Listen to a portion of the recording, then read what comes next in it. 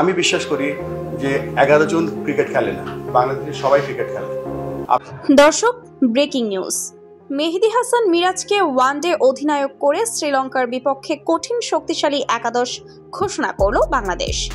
দর্শক, বিস্তারিত জানুন পুরো প্রতিবেদনে।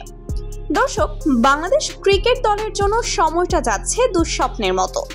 একের পর এক হারের ধাক্কা সামলাতে হিমশিম খাচ্ছে লাল সবুজের প্রতিনিধিরা। আর তাই তো এবার লঙ্কানদের বিপক্ষে ঘুরে দাঁড়াতে মরিয়া এখন বাংলাদেশ।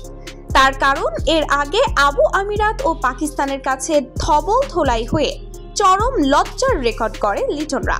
তবে এবার দর্শক, শ্রীলঙ্কার বিপক্ষে টেস্ট, ওয়ানডে এবং টি-20 সিরিজে প্রতিটি ফরম্যাটে এছাড়াও দলের অধিনায়ক থেকে শুরু করে বেশ কিছু জায়গাতে পরিবর্তন এনে লঙ্কানদের বিপক্ষে নিজেদেরকে জ্বালিয়ে নিতেই এবার সবাইকে চমকে দিয়ে ওয়ানডে সিরিজে মেহেদী হাসান মিরাজকে অধিনায়ক করে কঠিন শক্তিশালী একাদশ ঘোষণা করল বাংলাদেশ।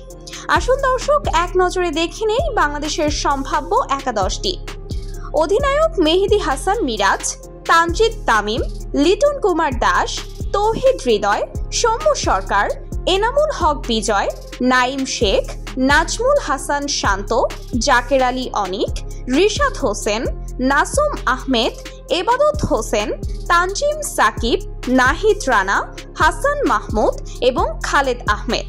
তো দর্শক, আপনাদের কি মতামত বাংলাদেশের এমন একাদশ দেখে? তা জানিয়ে দিন ভিডিওর কমেন্ট বক্সে। ধন্যবাদ।